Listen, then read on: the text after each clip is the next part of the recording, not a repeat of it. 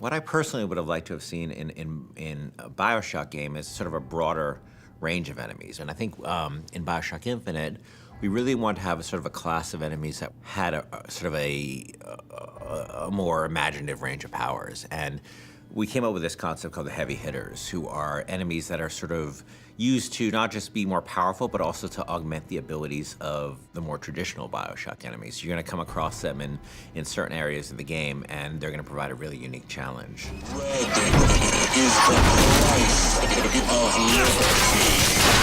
You know, we wanted an AI that really expressed sort of the very sort of clear system of beliefs that founders have, and a heavy hitter that would sort of represent that. And the Motorized Patriot is sort of the embodiment of that. And they came up with this idea of this creepily motorized, like Hall of Presidents animatronic George Washington. It was specifically the face, specifically this weird, like, porcelain child dolls, you know, poor rendering of George Washington.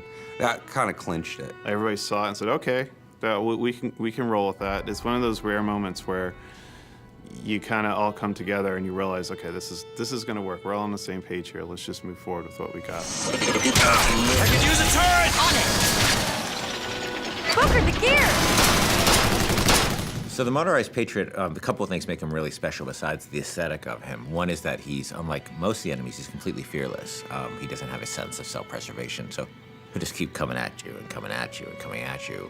You know, despite the fact that you face many different kinds of enemies in this game, you clearly can't reason with this one. He's just gonna keep coming forever, you know? He is sort of a clockwork Terminator. The other cool thing about him, he's got this Gatling gun called a pepper mill. But once you destroy the Patriot, Booker can actually go pick up the pepper mill and actually use it as a heavy weapon. And that's the only place he can get it, was from a destroyed Motorized Patriot. I mean, I also like that, you know, as he starts to take serious damage, his head he actually loses the Washington mask, and it reveals his sort of metal skeleton underneath.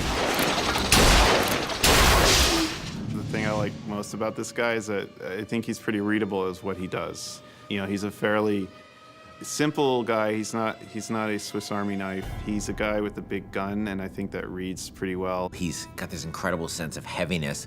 He's relentless, and just hearing sort of the things he's saying is both funny and kind of terrifying. But he's, you know, a deadly, deadly enemy.